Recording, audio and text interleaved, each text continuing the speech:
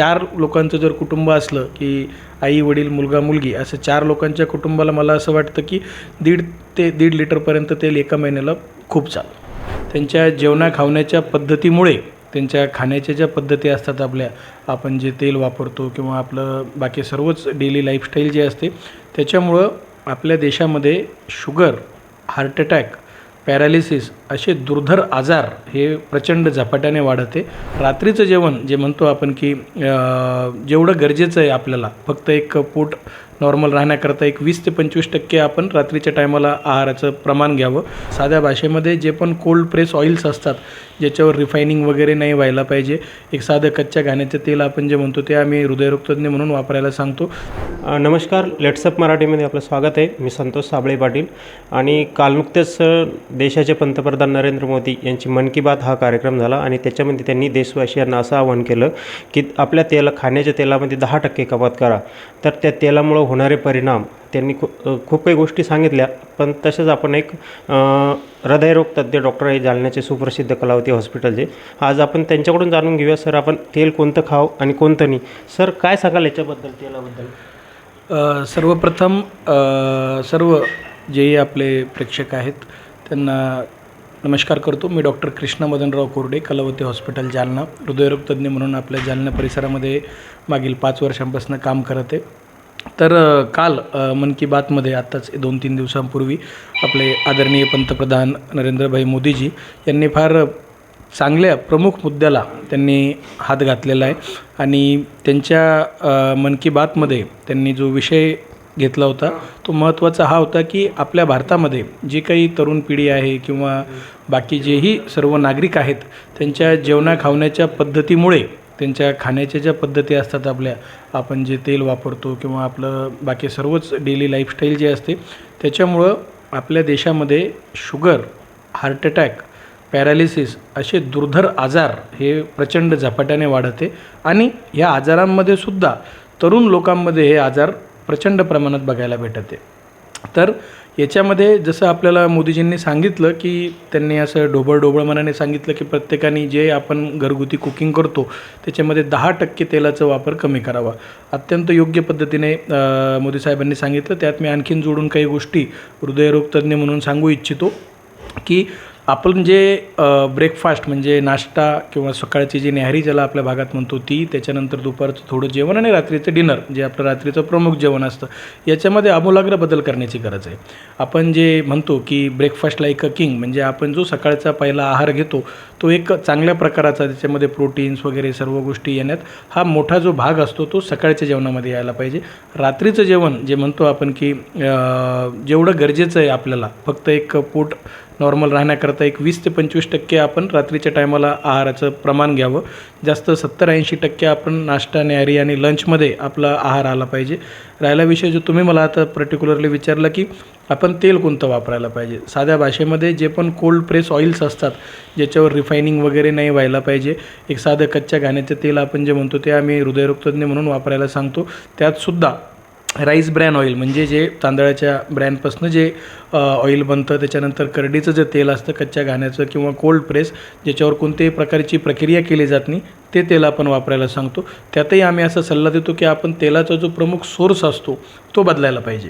जर आपण यावेळेस राईस ब्रॅन वापरलं, त्याच्यानंतर करडी वापरा, त्याच्यानंतर दुसरं तुम्ही सूर्यफूल वगैरे असं तेलाचे जे तुमचे सोर्स आहेत ते तुम्ही बदलत राहायला पाहिजे.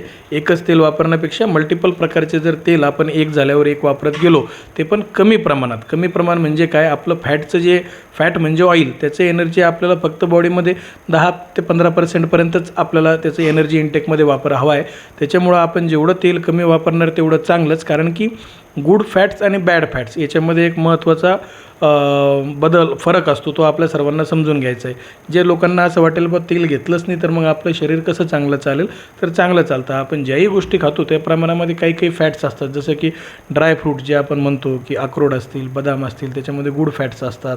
आणि बॅड फॅट्स म्हणजे जे पण आपण व्हेजिटेबल ऑइल जे आपल्या जुन्या काळामध्ये आपण डालडा म्हणतो किंवा जे तळलेले पदार्थ असतात त्याच्यामध्ये रॅन्सिडिटी म्हणजे एक प्रक्रिया होते आणि ते तेल खराब व्हायला लागतं.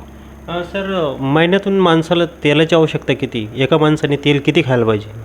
असं पर्टिक्युलरली प्रमाण किंवा असं एखादं लिटर वगैरेमध्ये सांगणं योग्य नाही की कोणाला किती लागतं.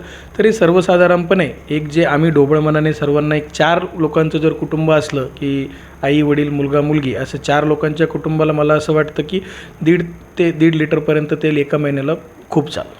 आणि दूषित तेलामुळे काय परिणाम होते हृदयासंदर्भात असं त्याच्या तरुणांना अटॅकचे प्रमाण जास्त वाढले त्याच्या संदर्भात काय सांगाल? दूषित तेल आणि अति जास्त प्रमाणात जर चरबी खाण्यात आली तर ती चरबी आपण तेवढी शेवटी चरबी म्हणजे काय तर आपलं एक ते इंधन आहे.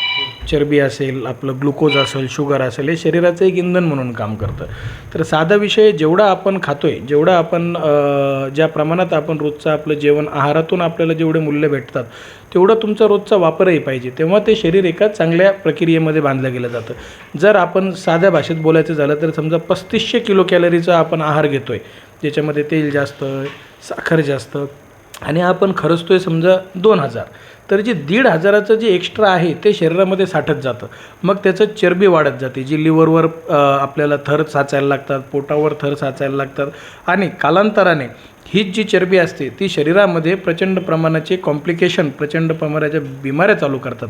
जसं की फॅटी लिव्हर झालं की जास्त चरबीचं तुम्ही जर काही खाल्लं तर ते सर्वच्या सर्व लिव्हरवर डिपॉझिट होत असतं आणि मग तेच लिव्हरचं डिपॉझिट आपल्या रक्तामध्ये पण कोलेस्ट्रॉलचं प्रमाण LDLचं प्रमाण ट्रायग्लिसराईडचं प्रमाण वाढायला लागतं आणि त्याच्यामुळे मग आपल्याला लठ्ठपणा येतो. लठ्ठपणा आल्यावर बीपीचं प्रमाण आपल्याला लवकर व्हायला लागतं. बीपीचा त्रास व्हायला लागतो शुगरचा त्रास व्हायला लागतो. त्याच्यानंतर कोलेस्ट्रॉल वाढल्याने मेंदूविकार आणि हृदयविकार दोन्ही गोष्टी आपल्याला बघायला भेटतात जेणेकरून अटॅक आणि पॅरालिसिसचे धोका आजकाल तुम्ही सुद्धा जे पण प्रेक्षक ऐकत असतील त्यांनाही माहीत असेल की आपल्या आजूबाजूलाही जर तुम्ही ऐकलं असेल जेव्हा एक 90च्या दशकामध्ये 2000मध्ये आपण ऐकत नव्हतो एवढं की एखादा अटॅक आला पॅरालिसिस झाला.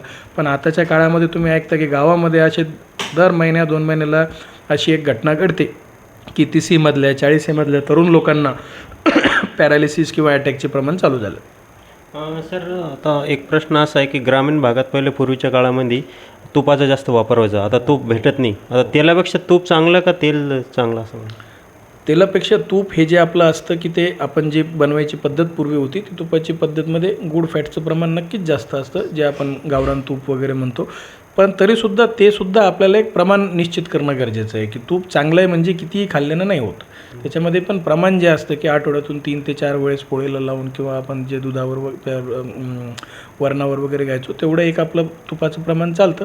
तेलापेक्षा तूप नक्कीच चांगलं जरी असलं तरीसुद्धा त्याचंही प्रमाण आपल्याला महत्त्वाचं आहे. कोणतीही गोष्ट अतिप्रमाणात घेतल्याने त्याची शरीराला इजा नक्कीच होते. आणि याच्यामध्ये एक महत्त्वाचा मुद्दा मला असं सांगा वाटतो की आपल्या याच्यामध्ये जे आजकाल फिजिकल इनॅक्टिव्ह म्हणजे आपली जी जीवनशैली सर्वांची झालेली आहे ती प्रचंड घातक झाली. आता तेलापेक्षा तूप चांगलं का तेल चांगलं असं? तेलापेक्षा तूप हे जे आपलं असतं की ते आपण जे बनवायची पद्धत पूर्वी होती ती तुपाची पद्धतमध्ये गुड फॅटचं प्रमाण नक्कीच जास्त असतं जे आपण गावरान तूप वगैरे म्हणतो. पण तरीसुद्धा ते सुद्धा आपल्याला एक प्रमाण निश्चित करणं गरजेचं आहे की तूप चांगलं आहे म्हणजे कितीही खाल्ल्यानं नाही होत. त्याच्यामध्ये पण प्रमाण जे असतं की आठवड्यातून 3 ते 4 वेळेस पोळीला लावून किंवा आपण जे दुधावर वरणावर वगैरे घ्यायचो तेवढं एक आपलं तुपाचं प्रमाण चालतं. तेलापेक्षा तूप नक्कीच चांगलं जरी असलं तरीसुद्धा त्याचंही प्रमाण आपल्याला महत्त्वाचं आहे. कोणतीही गोष्ट अतिप्रमाणात घेतल्याने त्याची शरीराला इजा नक्कीच होते. आणि याच्यामध्ये एक महत्त्वाचा मुद्दा मला असं सांगा वाटतो की आपल्या याच्यामध्ये जे आजकाल फिजिकल इनॅक्टिव्ह म्हणजे आपली जी जीवनशैली सर्वांची झालेली आहे ती प्रचंड घातक झालेली आहे. आत्ताच एक आपले ICMR जे आपले भारताचं मुख्य याचं आपलं वैद्यकीय एक बुलेटिन असतं आणि ACCमध्ये पण असा डाटा आला आहे की येणाऱ्या 5 ते 10 वर्षामध्ये जगामधील सर्वात जास्त रुग्ण भारतात असतील. कशाचे? शुगरचे, BPचे, अटॅकचे आणि पॅरालिसिसचे.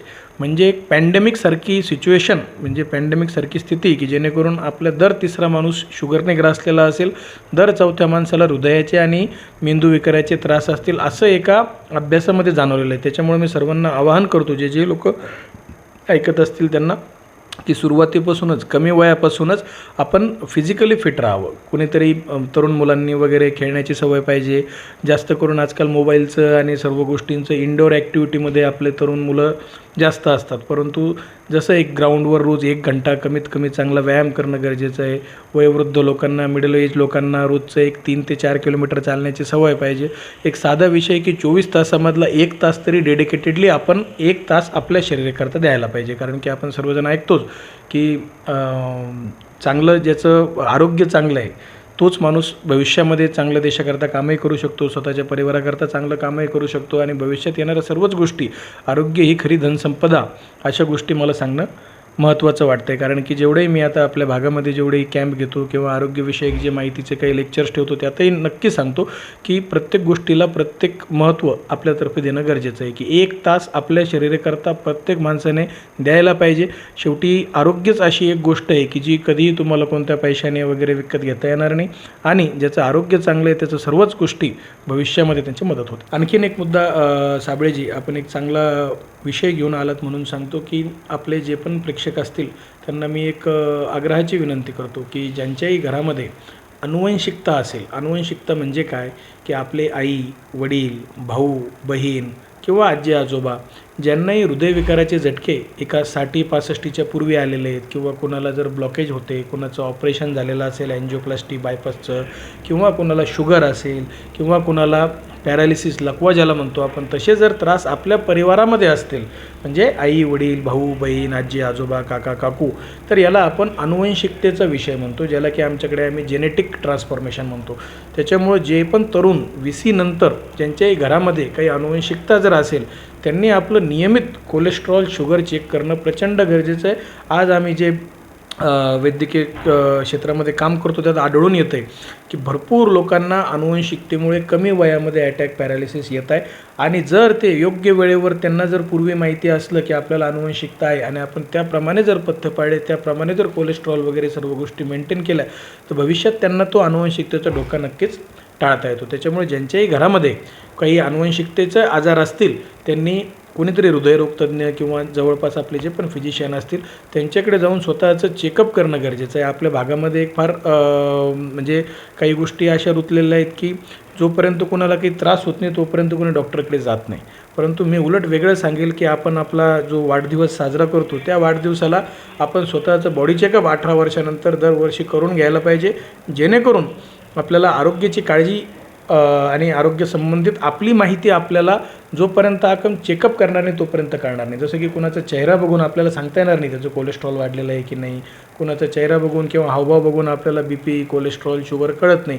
हे आपल्याकडे डॉक्टरांकडे जाऊन एकदा चेक करून घ्यावं लागतं. नाही येणाऱ्या काळामध्ये सध्याच्या ज्या गोष्टी चालू आहेत, वेगवेगळ्या प्रकारचे आजार, स्ट्रेस, कंडिशन्स, त्याच्यामुळे जे धोके तरुण पिढीला घडतील, त्याच्यामुळे त्यांना मी सर्वांना आवाहन करेल की जे पण 18 वर्षानंतर दर वाढदिवसाला आपलं स्वतःचं एक साधं बॉडी चेकअप, तुम्ही जिथे असाल तिथे कोणी आजूबाजूला जे फिजिशियन, हृदयरोगतज्ञ असतील त्यांच्याकडनं आपलं एक रुटीन चेकअप करून घ्या, जेणेकरून आपल्याला भविष्यात त्याचा नक्कीच फायदा होईल.